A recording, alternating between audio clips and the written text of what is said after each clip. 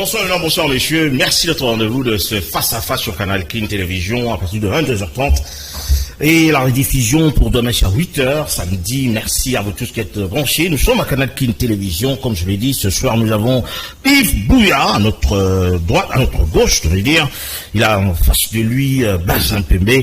Yves Bouya, c'est un analyste politique de renom. Il a toujours fait des commentaires, je veux dire, pertinents par rapport à l'actualité politique en République démocratique du Congo. Plusieurs panaches par rapport à son parcours. Bonsoir Yves Bouya. Bonsoir. Bazin.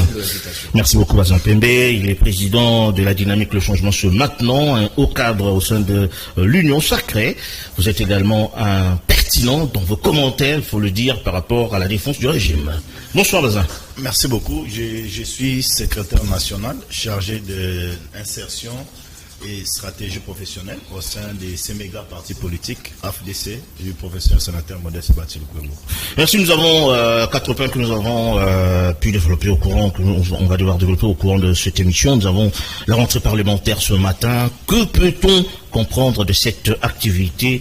La toute dernière de l'année, il faut dire, nous sommes au temps des élections. Le deuxième point, on va parler de la condamnation à 7 ans des servitudes pénales de l'ancien secrétaire général de l'UDPS et ancien président de l'Assemblée nationale. On parle de Jean-Marc Abound. Nous parlons également de la situation à l'est de la République démocratique du Congo qui demeure encore préoccupante avec de massacres.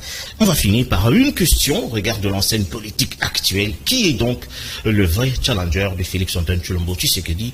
C'est par rapport à ces 4 questions que nous allons devoir développer qui va constituer sur la charpente de cette émission. Yves Bouya, l'homme du toilettage technique, je te passe la parole en premier. C'est d'abord par rapport à la situation qui prévaut au sein de l'ECD. On sait que tu as toujours été en ligne par rapport à Martin Fayulu. Alors, on parle déjà des tendances par rapport au dépôt de candidature de Martin Fayulu. Que peut-on comprendre par rapport à toutes ces tractations autour de la personne de Martin Fayulu au regard des élections? Non, d'abord, merci pour la parole. Ici, j'aimerais adresser un message. Je profite de votre lune pour adresser un message au président Martin Fayulu Madidi, que certains cadres de l'ECD considèrent comme président élu. J'ai toujours soutenu en âme et conscience, s'il fallait le dire, sa vision du Congo. Je ne suis pas de l'ECD, je n'ai pas une carte des membres de l'ECD. Certains disent que moi, je passe nuit en Fadel, donc je n'ai jamais moi passé nuit en Fadel, je suis chez moi à Bandal parce que j'ai toujours porté son combat, sa lutte, sa vision du Congo, sa passion du Congo a toujours été la mienne. Mais je ne suis pas d'accord lui sur un fait pour une fois, parce que j'aime rester intègre avec ma conscience et libre et indépendant d'esprit. Dans la démarche, qui n'est pas encore confirmée, mais j'apprends des sources très sûres au sein de l'ECD que le président Martin Fayulu suggérait déposer sa candidature à la magistrature suprême. Et moi, j'interpelle le président Martin Fayulu. Si et seulement si c'est le cas, je lui dis de ne pas emprunter cette route, d'emprunter cette voie. Oui, pourquoi? Parce que si il déposait sa candidature, il perdra en crédibilité. S'il dépose sa candidature, il perdra sa constance. Tu peux aller un peu plus loin par rapport à ça? Il dépose sa candidature, il perdra la valeur qu'on lui a donnée. Pourquoi? Je vais très loin. Le président Martin Fayulu Madidi avait porté un bémol sur la CENI. Au-delà de ces bémols qu'il avait portés sur la CENI, mais il avait fait plusieurs revendications, des préalables, notamment la nomination, ici vous le savez, Dédé Kadima avait posé un trait sur les problèmes, il n'était pas d'accord, il a accepté, il a demandé les réformes qu'il n'a pas obtenues, il y croyait jusqu'à la fin. Et puis après, c'était les fichiers électoraux dont il demandait l'audit. N'a pas obtenu l'audit du fichier électoral par un cabinet externe. Qu'est-ce qu'il dit? Nous n'allons pas déposer les listes de nos candidats. On dit, ok, ça va, c'est bon. Certaines formations politiques, certains partis politiques ont déposé. Lui, pour les provinciales et les législatives, il n'a pas déposé. Il est resté des marques, je ne dépose pas. J'ai suivi encore cette tweet qui disait, si les CC et la SENCO auditaient les fichiers, les lendemains, moi je viendrai déposer la liste de mes candidats également. Très bien, mais oui, Yves, non, je te relance. Non, mais qu'est-ce qui justifie finalement tous ces bruits qui circulent dans la ville? Non, c'est que voilà. Moi, le président Martin Fayulu, c'est quelqu'un des principes. Je l'ai pratiqué plusieurs fois. Lui parle toujours principe. Maintenant, moi, je lui remets sur la route des principes. Dans ses revendications pour l'audit du fichier électoral. Qu'est-ce qu'il a obtenu? Il n'y a pas eu gain de cause jusque-là. Il n'y a pas eu audit du fichier électoral. Monsieur Corneille Nangaa poursuit avec les processus électoraux qu'il fallait décrire. Et qu'est-ce que lui a pour aller déposer ses candidatures? Il n'y a pas rien à changer, rien à avancer. Très bien. Il n'y a pas eu audit du fichier électoral. Très bien. Donc, moi, je refuse à ce que des gens qui bourdonnent dans ses oreilles, les gens qui sont à ses côtés.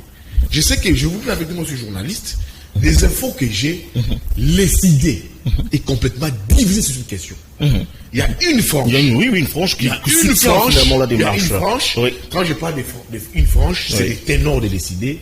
C'est des gens qui ont pignon sur rue, qui ont dit au président Martin. Jean Epengue, vous voulez faire Maman Chantal? Jean Epengue, oui. Nico Maïngene, Chantal Maboni. J'apprends, même le secrétaire général. Oui, ils ont pignon sur rue, tu as raison, parce qu'il faut le dire. Même le secrétaire général, ils ont dit au président Martin Fayulu, je suis journaliste, lors d'une réunion des présidents, conférence des présidents. Bon, lors d'une réunion de conférence des présidents élargie aux fédéraux, ils ont tous dit au président Martin Fayulu, monsieur le président, cette route que vous voulez emprunter, vous mettrez en difficulté. Très bien. Je vous garde d'abord. Parce que bon, on va continuer le temps également de passer la parole à Bazin. C'est-à-dire, nous sommes toujours dans ce carcan de réflexion au regard de la position de Martin Fayulu. Est-ce que cela était possible d'ouvrir cette brèche et permettre finalement Martin Fayulu et ses acolytes de postuler? C'est possible. Sur le plan des juridiques, sur le plan des droits, Fayulu a cette possibilité de postuler comme candidat président de la République. Pour la députation nationale et provinciale, les portes sont hermétiquement fermées. Je ne vois pas M. Kadima, avec l'état qui nous reste, ouvrir les bureaux, bien les BRTC, pour réceptionner uniquement les dossiers de pièces de nos amis de l'ESID, les regroupements politiques SID et alliés. J'aimerais ici, j'ai suivi religieusement mon ami et frère Yves Bouya, sur la question de M. Martin Fayulu. Fayulu a été trompé. Il a été trompé, je peux dire même dupé, par les caciques du FCC. Rappelez-vous, à part les caciques du FCC, et aujourd'hui, Fayulu doit faire porter ces lourds de fardeaux à l'église catholique. Y compris aussi la Senko et même les FCC. Ils sont allés à Lumbashi. Ils ont demandé à M. Martin Fayulu de faire route avec Katumbi, Matata et la suite. Ils ne se sont pas convenus. Les 4 ont été reçus par le président de la CENI qui les a rassurés et il les a demandé que je ne suis pas Nanga, moi je suis Kadima, j'ai une loi électorale et j'ai une crédibilité à préserver sur le plan international. Je vous conseillerai de vous conformer à la loi en ayant des témoins dans les bureaux de vote et de postuler. Cette fois-ci, il n'y aura pas de députés nommés au niveau national, même au niveau provincial. Même si Martin Fayulu s'est entêté, s'il y a des divisions, s'il y a SID aujourd'hui et saucissonné, c'est M. Martin Fayulu qui est à la base. C'est Martin Fayulu qui est à la base, qui n'a pas pu intérioriser certains conseils qu'il a reçus de la Senko, l'amenant dans la dérive. Fayulu doit comprendre qu'il a une carrière politique à conserver. Il a une carrière politique à conserver. Si aujourd'hui, SID est fragilisé, c'est la mort politique de M. Martin Fayulu. Et donc, il a tout intérêt à bien examiner la question de postuler ou non. Et s'il s'hasardait de faire n'importe quoi, il en paiera cash. En politique, on s'assume. On l'a vu avec Etienne Tshisekedi Wamulumba, paix à son âme, en 2006. Il s'est assumé, il a dit aux militants de l'IDPS, pas question, et il a pris sa position. je demanderai aussi à M. Martin Fayoulou, on est politique, je lui demanderai de conserver cette constance. S'il le fait, il va perdre. Je vais revenir sur le même terrain que Bouya. On a vu, moi, je voyais les gens que Bouya a énumérés ici avoir de l'épaisseur politique et être cristallisés dans l'opinion. Je parle ici, Maman Chantal, Epenge et consorts. Mais aujourd'hui, ils sont déboussolés. Ils sont trahis. Ils sont choqués par les comportements de M. Martin Fayoulou. Fayoulou a écrit que Katumbi les suivrait sur la même voie. Mais on a vu Katumbi déposer les dossiers. Matata l'a fait et les autres l'ont fait. Est-ce que c'était un problème de moyens ou bien il a été trompé par Katumbi? Parce que j'aurais aussi appris qu'il y aurait un deal, qu'il y aurait des accords, mais qui n'ont pas abouti entre Fayoulou et M. Moïse Katumbi Tchapoué, qui ne se sont pas convenus sur certains points. Et donc, aujourd'hui, je dis pour la question à la députation provinciale, c'est une affaire qui appartient déjà au passé, parce qu'il y a l'état des élections en marche, même la députation nationale, pour sa candidature à la présidence, il lui revient des droits de choisir des côtés positifs ou négatifs. Est-ce qu'on peut aujourd'hui croire à la constance finalement politique de Martin Fayoulou? Regardez toutes les tergiversations qu'il connaît peu avant la tenue des élections, parce qu'il faut le dire également, pour les élections passées, il y a eu également plusieurs tergiversations dans ces propos. Est-ce qu'on peut croire que c'est une constance politique? Ou des hésitations, je veux dire, substantielles? Martin Fayoulou, c'est quelqu'un de constant, ça c'est vrai. C'est pas quelqu'un de versatile. Est-ce qu'il n'est pas trahi par ses prises de position? Parce qu'on a comme l'impression... C'est quelqu'un de constant, c'est pas quelqu'un de versatile, c'est quelqu'un qui honore ses engagements, c'est une personne des paroles. C'est ça Martin Fayoulou. Mais moi je suis surpris quand les gens me disent qu'il faut soutenir les dépôts des candidatures du président Fayoulou. Moi je dis mais comment on va soutenir ça? Parce qu'il lui a dit qu'il n'ira pas aux élections. Finalement, d'où vient finalement cette flamme la flamme vient... Oui, ça vient d'où finalement? On se pose des questions. Qu'est-ce qui a changé dans l'entrée? Voilà, c'est ça la question. Les revendications n'ont pas trouvé gain de cause. Les fichiers n'ont pas été audités. Certaines personnes, les jeunes Turcs dans les idées me disent non. La Senko lui aurait promis, les ambassades lui auraient promis. C'est ça peut-être, oui, parce que c'est ça la question. Un fichier qui va contrôler. On l'a rassuré sur la bonne tenue des élections du genre, oui. Oui, moi j'ai dit, bon, quand la position avait été levée, elle n'est pas déposée de candidature, c'était prise avec la Senko, avec les CC ou avec les ambassades, ou c'était une position émanant d'un parti politique. C'était une position prise par Fayoulou et les idées. Et tous ont été d'accord au cours d'une réunion. Tous ont été d'accord. Mais regarde ce qui se passe. Fayoulou, dans son clan, dans son parti, il a des candidats éligibles. Éligibles. Oui. Même au niveau de Kinshasa, même en province. Mais c'est des personnes aujourd'hui qui seront sacrifiées. Qui se disent, ah, on ne sera pas candidat. Moi, je pose la question. Oui, à l'hypothèse où Fayoulou déposait sa candidature, et qu'il était élu, à l'hypothèse, s'il était élu, et qu'il n'a pas déposé des candidatures aux élections législatives, comment va-t-il gérer? Donc il va encore revenir... Donc une qualification parlementaire. Il va revenir sur un copier-coller de Tshisekedi. Oui, tout à fait. Où on voit Tshisekedi est président de la République, avec une assemblée nationale qui ne lui appartient pas. Et qu'est-ce que Tshisekedi a fait? Il fallait défissurer, il fallait construire, il fallait dépocher. Ça, c'est un exemple.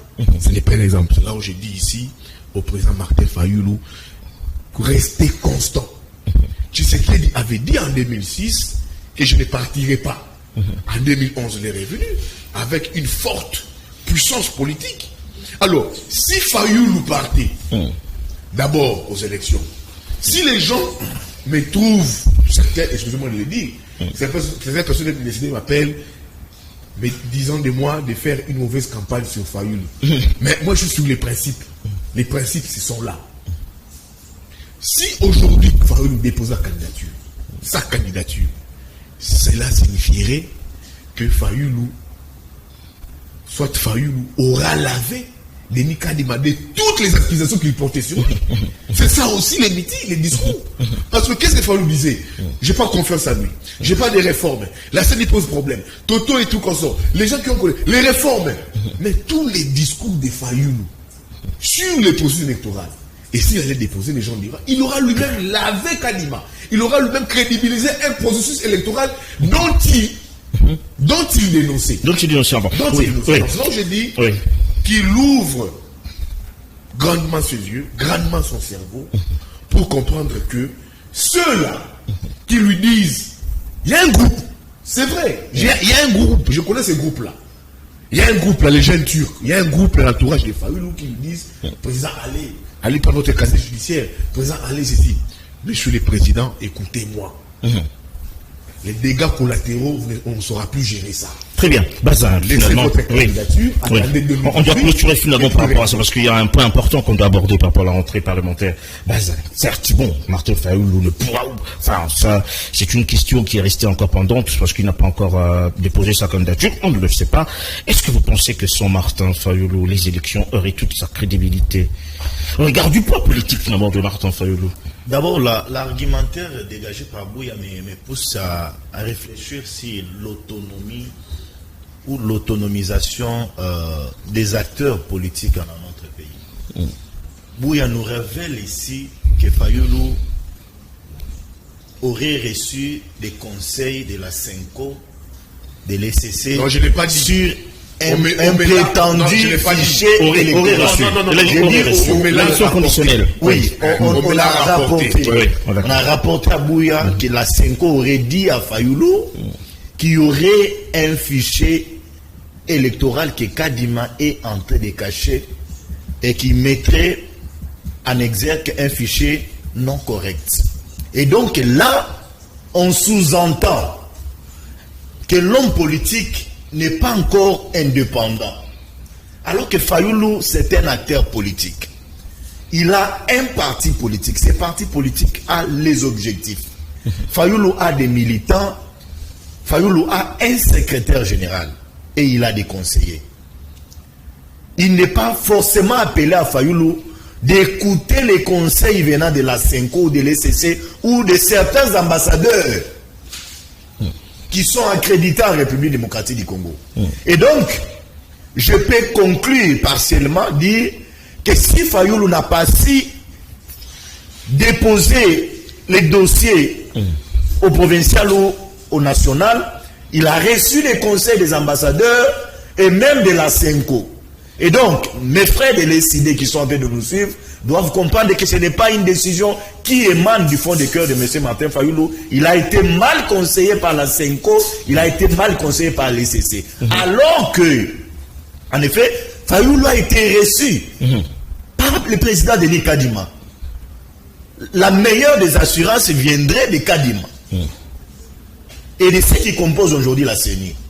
Et moi je dirais, la question de Fayoulou, nous cogitons là bien sûr, que pour nous, Union Sacrée, mais Martin Fayoulou, nous les conjuguons au passé. Très bien. Nous les conjuguons au passé. Alors, ce qui nous intéresse, si je peux citer, ce qui nous intéresse actuellement, c'est le dépôt de la candidature de notre candidat unique, si vous pouvez me permettre la tautologie, Félix Antoine Tshisekedi. Candidat unique de l'Union Sacrée, ça, oui, on vous le conseille. Oui. Très bien. Alors, on prend la rentrée parlementaire, parce que c'est intervenu aujourd'hui. Alors, la question se pose, que peut-on comprendre finalement de cette dernière rentrée parlementaire à la veille de la tenue des élections? Quels sont les enjeux qui peuvent être mis en place par rapport à cela? C'est une rentrée sans enjeu. Comment ça? Il faut expliquer. Nous sommes au mois de septembre, c'est une rentrée parlementaire qui est spécialement budgétaire. Oui. Mais pour moi, qu'est-ce qu'on va débattre là-dessus? Nous avons le mois de septembre, si et seulement si il y aura élection. La campagne commence au mois de novembre. C'est au mois de novembre déjà. La pré-campagne, c'est déjà le mois prochain. Les députés ont un mois pour siéger. Un seul mois. Et puis, comme c'est une session budgétaire, ils vont débattre de quoi? De quel budget? Ils vont débattre de quel budget?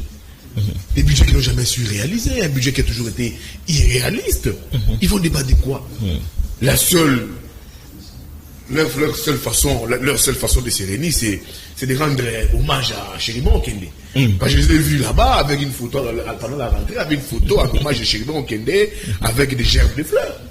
C'est ce qu'ils ont, ces députés. Et c'est pas la proposition Même de loi des par rapport à la loi Tchani, par exemple? Non, ça peut pas arriver? Ça s'est passé. La loi Tchani, il faudra oublier. Ah, d'accord. L'Union soviétique D'accord. va pour cette loi-là, des pères et des mères, même Maître Bazin. Nous vociférer de cette loi ici. Des pères et des mères, des pères. Je lui avais Non, bon, ça a échoué. Je lui ai faut dit, dire. ça passera pas. J'avais dit à Maître Bazin, non, tu vas voir des pères et des mères. Toi, quand même, là, peut-être, toi, tu es d'un parent dubitatif. Non, c'est pas ça. J'ai dit, Maître Bazin, cette loi-là ne passera pas. Et là, ce n'est jamais passé. Ça dépasse. Oui, ça faut le dire quand même. Ce n'est jamais passé. Donc, Oui. pour moi, cette rentrée est spectaculaire. Complètement spectaculaire, où on verra les députés venir, ils vont s'installer, ils vont s'embrasser, ça va, ça fait longtemps. Certains reviendront de leur fief électoral, ils rendront hommage à Chéribon Kende, mais les vrais débats, après le mois prochain, c'est le mois d'octobre, si on va aux élections, tous, pour la plupart, ils ne sont plus rentrés à l'hémicycle, ils ne vont plus rentrer à l'hémicycle. Pour la plupart des députés. Ils vont rester à leur base pour travailler, pour espérer être réélus. Donc pour moi, c'est une rentrée parlementaire sans enjeu important. Sans objectif. Sans objectif même. On se pose des questions. De quoi ils vont parler finalement? Certes, c'est régulier, hein, sur la dernière rentrée, mais de quoi on peut parler finalement à 2-3 mois des élections? Oui, mais c'est une question qu'il faut se poser. Nous les avions vus venir. Je suis en train de parler des députés. Ils ont eu un mandat de 5 ans. Nous sommes à une étape d'évaluation. Qu'est-ce que nos députés ont fait en rapport avec un mandat qu'ils sont allés solliciter auprès de ce peuple? Oui, la rentrée parlementaire, elle est des droits. Mais il faut aussi l'admettre, les reconnaître que cette rentrée est formaliste. Pourquoi je l'ai dit? Bouya l'a rappelé, dans un mois, nous irons à la campagne électorale. Donc, s'ils sont rentrés, c'est peut-être pour s'enrichir, avoir un salaire. On peut parler argent finalement. Oui, on va parler argent. Subventions parlementaires. Ils sont venus voir à quel niveau ils sont avec leur salaire. Ils sont venus voir à quel niveau ils sont avec leur salaire. Et donc moi je dis, le peuple congolais a vu quel député nous avions voté. Qui a travaillé, qui n'a pas travaillé. Mais ils ont construit une majorité quand même pour le compte du chef de l'État, il faut le dire, que vous soutenez d'ailleurs. Nous avions réussi cette majorité où il faut l'admettre. Il faut aussi avoir le courage. Parce que si tu penses que le Parlement a échoué, c'est que le chef de l'État également, il faut le dire. Je ne dis pas ici. C'est un syllogisme simple. Je ne dis pas ici qu'ils ont échoué. Je dis. C'est presque la dernière session, non, si je ne me trompe pas. Si, bien sûr. C'est la dernière session. Oui. Donc, ce n'est plus encore une session d'Angers. Ce n'est plus une session d'Angers. Si nous pouvons aller loin. Ils ont quelle cotation par rapport à toi? Certains faut le faire sur 10. Certains peuvent se limiter à venir pointer, inscrire leur nom dans la liste et puis retourner dans leur fief électoral et faire un rapport. Ils ont eu combien sur 10? S'il faut parler simple. Je ne saurais pas coter les députés. Parce qu'on a lié au chef de l'État. Hein, vous avez cru là-dedans, voilà. Non, parce qu'on en parle également. Je l'ai dit tout à l'heure là qu'il faut admettre que nous avions accepté de faire route avec FCC, mais à un moment, ils n'ont pas voulu aider le président de la République.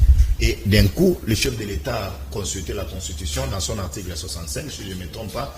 Il a consulté la classe politique congolaise et nous avions eu une nouvelle majorité au sein de l'Assemblée nationale. Ça, il faut en féliciter. Mais je suis ici par rapport aux actions, à ces devoirs de redevabilité des députés face au peuple qui les a donné mandat. Est-ce qu'ils peuvent se dire, waouh, nous avons répondu à la volonté des souverains primaires? C'est ça la question. Très bien. Finalement, Yves Bouya, vous avez peut-être la même question. Le rendement de ce Parlement qui nous a pris 5 ans et nous sommes arrivés pratiquement à la fin mandat, comment est-ce que tu cotes ce Parlement sur 10? Parce qu'il faut qu'on aille un peu plus vite. Non, écoutez, moi je suis pas d'accord avec l'hypocrisie politique affichée ici Maître Bazin Pembe. Quand il dit, d'abord, il fait des éloges au président de la République, ils vont des présidents de la République, mais qui est l'autorité suprême de la majorité parlementaire qu'ils ont au niveau de l'Assemblée nationale. S'il faille coter ses députés, comme les candidats, il dit non, ils ont 0. Non, vous devez assumer ça. Qu'ils aient 0 ou moins 0, vous devez dire oui, ce sont nos députés. C'est ça la responsabilité, c'est ça la conscience. Vous devez assumer les passifs tout comme l'actif. Il faudra nous dire ici que non, le président de la République a résilié son contrat de bail avec les FCC parce qu'il n'écoutait pas. Non, comme il a été président de la République, il a été président de tous les Congolais. L'Assemblée nationale, c'est l'émanation du peuple. Pendant ces 5 ans, c'est pas Kabila qui a géré, c'est Tshisekedi qui a géré. Toi, étant de l'union sacrée, endosse cette responsabilité. Le chef de l'État a échoué. Il peut dire que nous avons échoué, nos députés ont échoué. Il ne doit pas dire ça devant toi. À la limite, il peut mettre un bémol en disant, mais peuple remplacer ces députés-là par nous. C'est ça le langage approprié. Mais c'est pas ce langage salir les autres. Et lui, pour entrer, nous sommes bons. Non. Je veux les voir endosser cette responsabilité. À l'idée où il ne doit pas faire des éloges au président, le président est bon. Mais quand c'est des députés, comme lui, quand il est député, non, il faut arrêter. J'arrête. Non, ils n'ont rien fait. Comme Bouya dit, c'est ça, je dis non. Vous devez dire au peuple ce que vous avez fait pendant 5 ans de cette majorité. Arrêtez de chercher des boucs émissaires. En disant que c'est Kabila. Non, Kabila n'a pas été la gestion. Kabila a dit, ah, vous êtes là. On avait un bail politique. On vous a dit qu'on nous bloquait. On met fin au blocage. Maintenant, le président de la République vole seul. Mais comment est-ce qu'il a atterri? C'est ça le vrai problème. Vous avez une majorité pour quelle fin? C'est ça la majorité que vous voulez avoir. C'est la grande question. C'est ça, pour quelle fin? Parce que le discours de 6 minutes du président de la République qu'il avait prononcé, j'avais vu Maître Bazin m'envoyer une vidéo, où le président marchait vraiment avec beaucoup trop d'aisance. Je vais mettre même l'envoyer, où on disait non, donc quand il baille la majorité Syrie. Mais c'était pour quelle fin? Vous avez résilié ces bails politiques. Mais est-ce que c'était pour l'intérêt du peuple? Mettez-vous en question, faites une évaluation. Il ne faut pas chercher un bouc émissaire en disant non, le président ça va. Les budgets, non. Les budgets de 16 milliards. N'est-ce pas, vrai ou faux, ce sont vos députés, votre majorité, qui en a voté au niveau du Parlement. Mais que c'était un vrai Kadiocha. Ça a été un vrai et pur Kadiocha. Ils ont voté ça. Ah bon? Ce budget-là a été renvoyé au Sénat pour un second toilettage. Et qui en est président du Sénat? Sur son autorité morale. Bah, tu le quoi, bon. Ils ont ils ont adopté un budget Kadiocha qui n'a pas rencontré les vrais problèmes de la population. Maintenant, Maître Bazin voudrait exempter la majorité. Non, il exempte Tshisekedi, mais quand c'est la majorité, non, ils n'ont rien fait. Messieurs, assumez-vous. Vous êtes de l'union sacrée, vous êtes dans l'union sacrée, vous êtes dans les secrets des dieux, en étant avec Bahati. Dites oui, on a échoué, mais peuple, faites-nous confiance. Moi, Bati, j'entre là-bas. Je vais changer les choses. En lieu place de dire, les députés ont échoué, mais vous voulez maintenant exempter Tshisekedi. Non, c'est une majorité qui a un chef, qui a un leader, c'est le président de la République. Si ça n'a pas marché, la faute incombe à la hiérarchie et à la suite. Maître Bazin.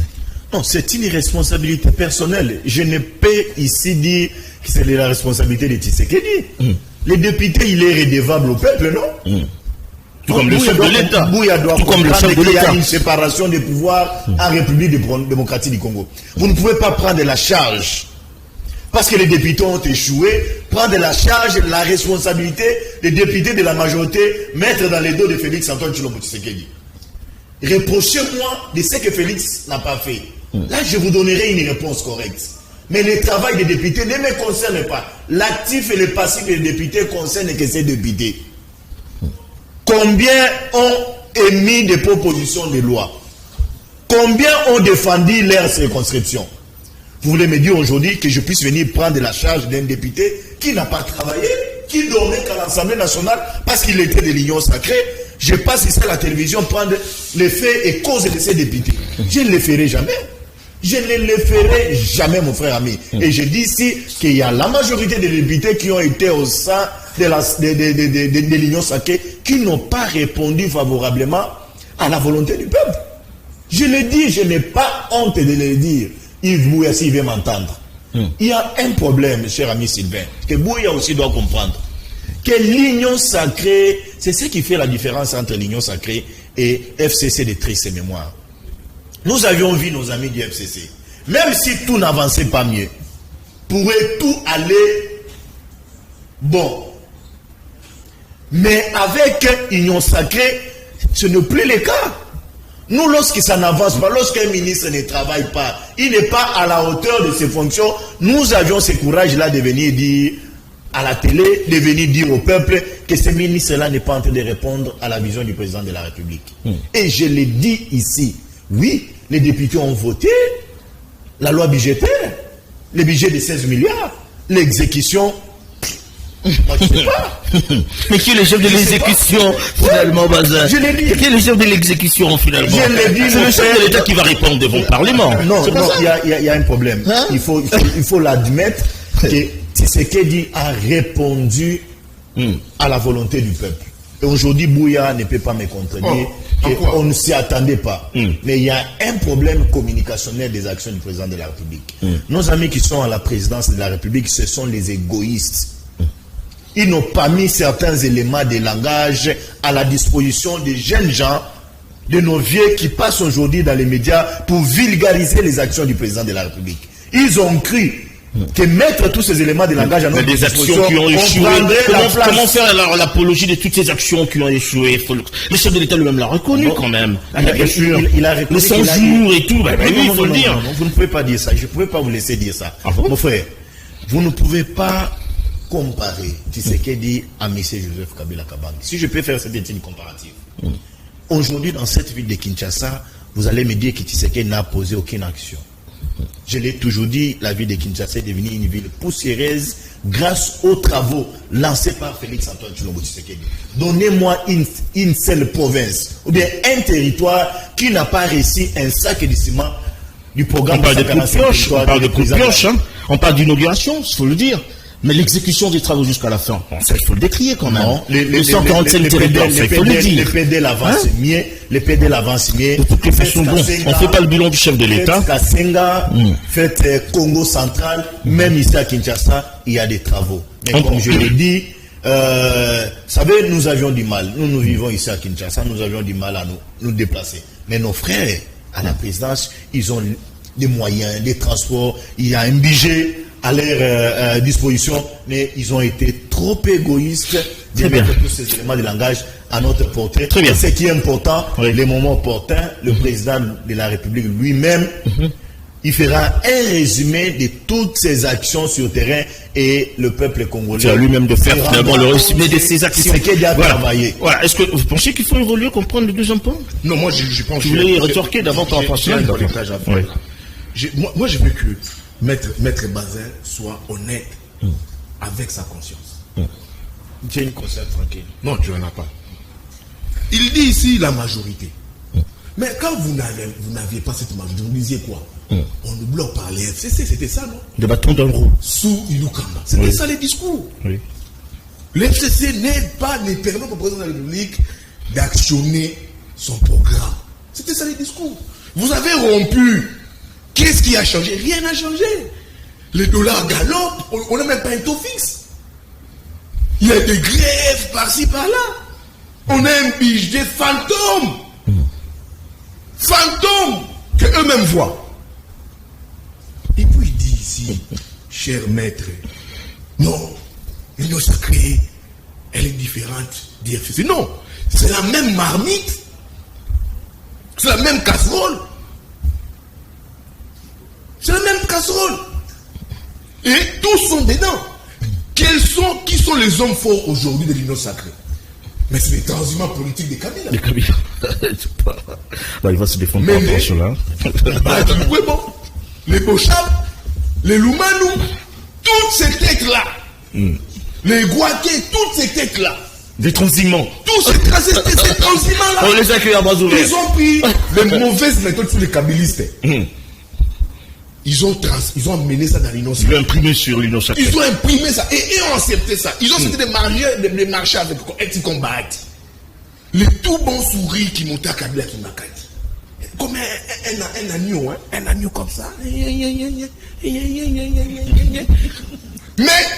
les mêmes souris, les mêmes comportements, il affiche ça chez Tshisekedi. Moi, si Bouya, les jours où je devenais président, Tshisekedi viendra. Les mêmes méthodes. C'est quoi la différence? Il y a des gens ici qui pillent les pays, qui tuent les pays, qui deviennent riches, puissants. Vous faites quoi par rapport à eux? Les clientélismes règnent dans les pays pour nommer une personne à l'union sacrée. Les tribalismes règnent au pays. Qu'est-ce que les bazins font? Les népotismes. Ils font quoi? C'est quoi la différence? Il n'y a aucune différence. Ils ne peuvent pas nous dire que nous sommes différents, rien n'a changé. Heureusement. Devant moi, j'apprécie la sincérité du président de la République. Il anticipe les choses. Il faut chuter. Il avait dit. J'ai vu Maître Bazin ici faire l'éloge du bilan, les actions. Il y en a des actions que les gens n'arrivent pas à vulgariser. Faut chuter Yves Bouya. Qui nous disent, oui. ils sont d'atterrir. Oui. Où sont ces actions? Lui-même est capable de nous dire qu'il y a ça. La route Kassenga. Mais la route Kassenga là, ça fait quoi? Le pont Luangue. Ça fait le pont Luangue, c'est Kabila. Non, moi, je Le pont Luangue, c'est Kabila. Et ils ont fait quoi? Il va venir dire qu'on a ici les 1 km de route ici, et les gars, c'est ça les actions. Pourtant, Kinshasa, le Congo est complètement enclavé et non désenclavé. Les actions, il n'y en a pas pour que puissent vendre cela. Mais la gratuité quand même, de la maternité, la gratuité de l'enseignement. Non, écoutez, quand même. La gratuité de la majoration de maternité. salaire quand même. Non, de la fonction publique. C'est quand même des points qu'il a marqué. Vous gagnez 100 000 francs, on vous rajoute 28 000 francs, ça vous fait 128 000. Les professeurs qui gagnaient 80 000, ils en sont maintenant à 300 000. Ça, il faut reconnaître. Ils ont des crédits. Les professeurs sont maintenant avec des crédits qu'ils ont remboursés. Donc pour vous, tout est noir finalement. Tout est noir chez moi. Ah ben, c'est pas les possible. professeurs sous musique. Nos mamans vont accoucher gratuitement, Yves Bouya. Il faut quand même le dire. La gratuité. Oui. La gratuité de la maternité. Oui. Ah ben oui, il faut applaudir ça. Mais il y a des effets induits. La gratuité. Les effets induits, c'est quoi? Il y a maintenant surpeuplement des élèves dans les salles des classes. Les infrastructures posent problème. C'est mauvais ça. Écoute, je dis oui. Mais on est en train de construire des écoles. On est en train de construire des écoles quand même. Oui. Mais c'est poussé les Congolais à botar. C'est le mal.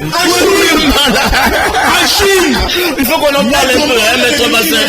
C'est pas possible ça. Donc on nous pousse en Chine d'avoir 10 enfants qu'on ne saura pas nourrir, qu'on ne saura pas élever, le planning familial. On n'a pas les mêmes plannings familiales avec la Chine. D'avoir un enfant. Mais l'autre perd des manches de la bataille devient. Comment élever l'enfant? Comment élever l'enfant? La gratuité de l'enseignement est là. Mais je suis d'accord. Je suis réaliste. Mais je vous dis, il y a des effets induits à cette gratuité. Très bien. C'est comme aussi la gratuité de la maternité. Donc, un convoi à Tchang, une personne qui a 4 enfants, avec la gratuité, il en aura 15, 16. On ne demande pas d'aller plus. C'est ça qu'on aura le problème. On ne pousse pas à faire des enfants. Merci beaucoup. Tu n'as pas parlé. Pour chuter. Chute parce qu'il faut qu'on en parle. Le président de la République avait dit que, comme si je ne réussis pas à rétablir la paix dans l'Est, c'est que j'aurais échoué dans mon mandat. Très bien, merci. Donc, alors, la paix n'est pas retrouvée dans l'Est, il a échoué. Et aucune action sur terrain, pas aller présider là-bas à Goma. Rien. Donc, c'est déjà un mandat perdu. Merci. Bazin, bon, enfin, on en parle un tout petit peu, cette gratuité de maternité. Faut quand même le dire, hein, c'est important, puisqu'il n'y a pas longtemps qu'on les dirait. Le chef de l'État pousse finalement des couples à avoir plus d'enfants. Comment encadrer finalement cette gratuité de la maternité?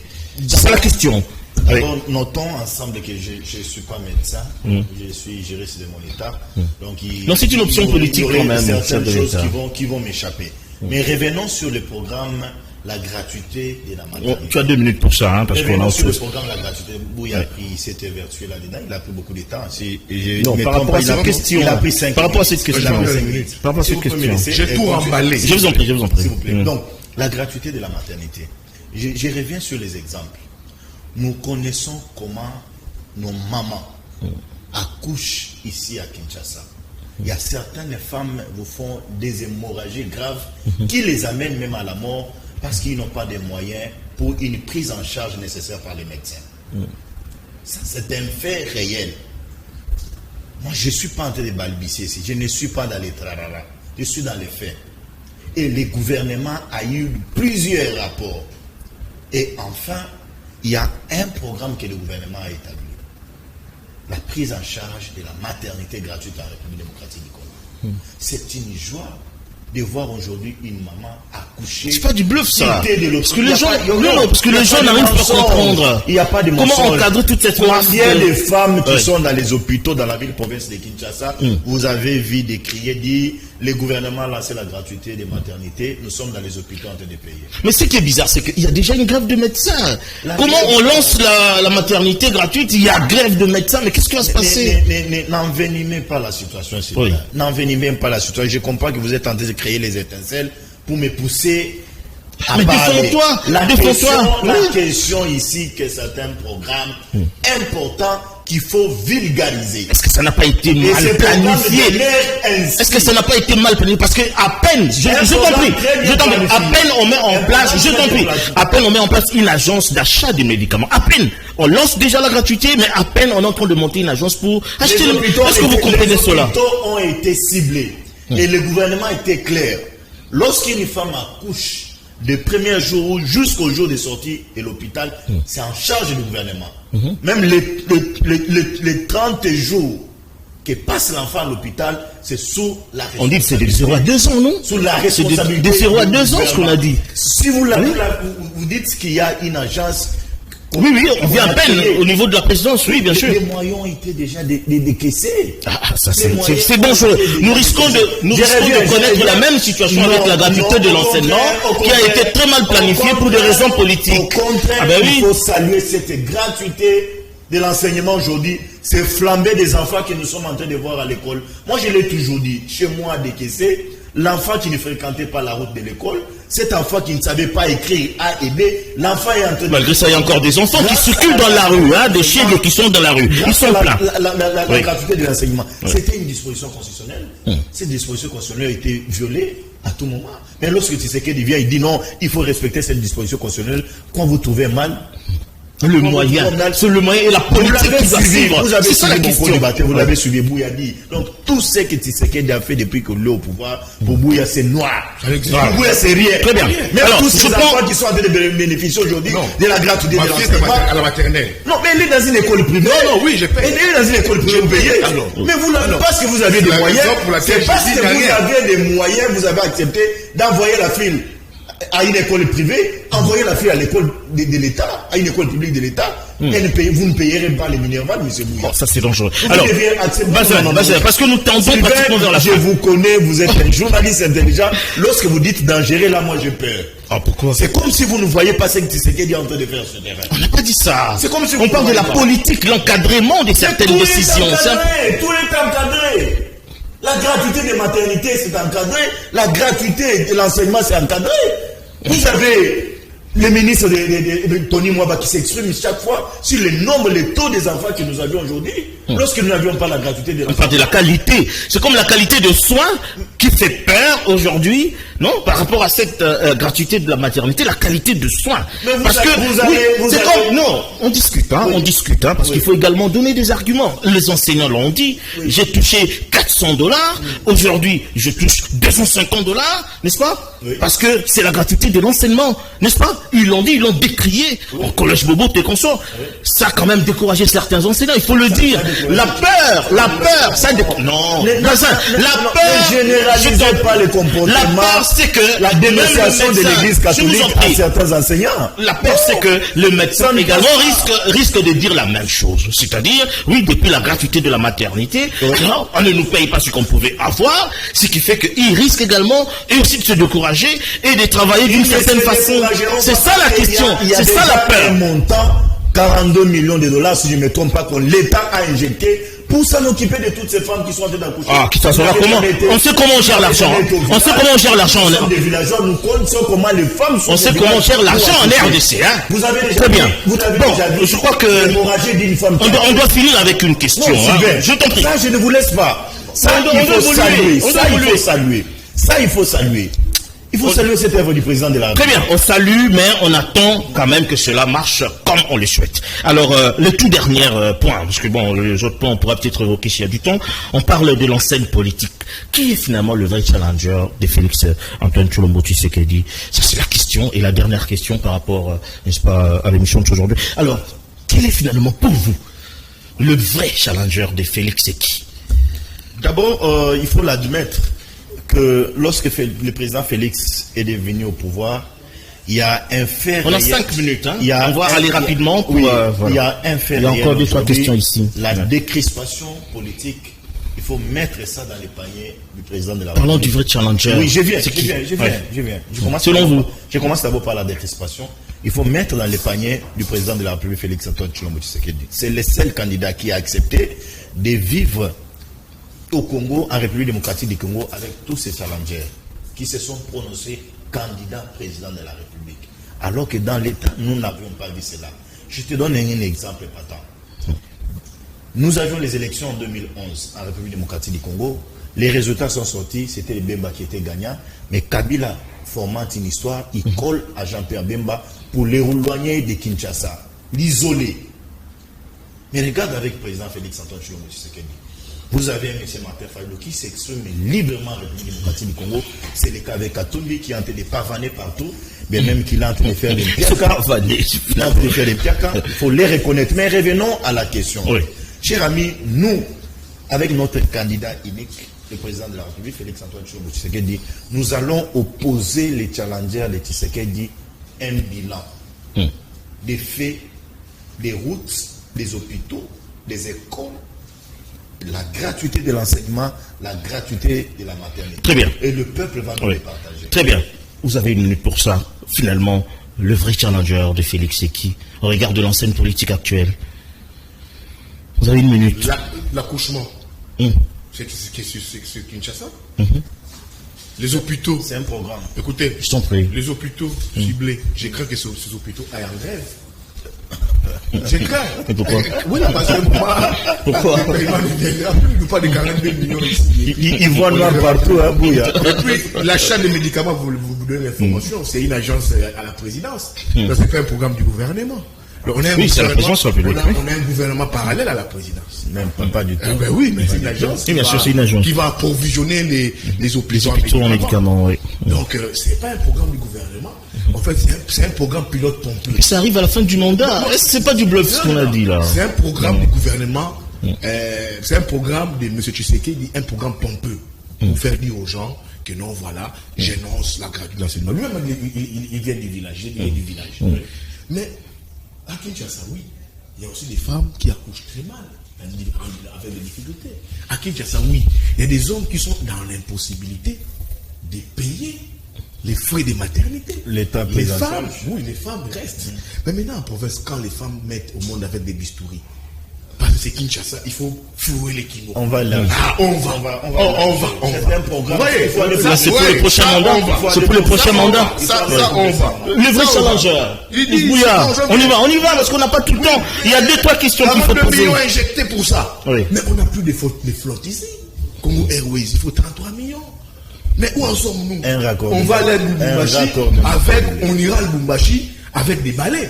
C'est un peu ça. Le vrai challenger de Tshisekedi, c'est le peuple. Ce n'est pas Katumbi, ce n'est pas Bemba, ce n'est pas Kamere, ce n'est pas Moujiko. Le peuple ne postule pas. Non, le peuple fait un choix aux urnes. Le peuple que nous avions servi. Le peuple que nous avions servi. C'est pas Katumbi. C'est pas Matata. C'est pas Matata. Avec la gratuité de maternité. En tout cas. Les vrais challengers de Tshisekedi, c'est le peuple. Ce n'est pas Katumbi. Très bien, merci beaucoup. Ce n'est pas Kamere. Tu as répondu à la question. C'est pas Mukwege. Même le peuple. Il y a voir noir partout. Tu verras que Maître Bazin, C'est pas correct ça. le peuple fera un choix. Merci. Et le choix sera la Il y a une question par rapport à la CENI, parce qu'on parle d'élection. On dit la CENI devrait déjà déployer ses kits à partir du 15 septembre, mais rien n'est fait. Bazin, rien n'est fait. Non, C'est Ticotac, c'est Ticotac. la question là, c'est la Mouka qui est en train de faire. Ah, c'est pas possible. C'est pas un programme de la CENI, ça? Les élections auront bel et bien lieu en 2020. C'est des chimères, Il n'y a finalement. pas de chimères. C'est des Il n'y a chimères. pas de chimères. Moi là qui vous parle de ce candidat, je n'accepterai pas qu'il y ait une liste pour donner du pouvoir à Bouya.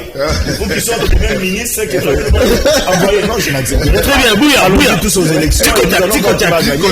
Paraît-il qu'on a levé les immunités je t'en prie, on a levé les immunités d'un député provincial, Eric Boukou, là. Je te l'en prie. Par rapport, il est poursuivi pour viol.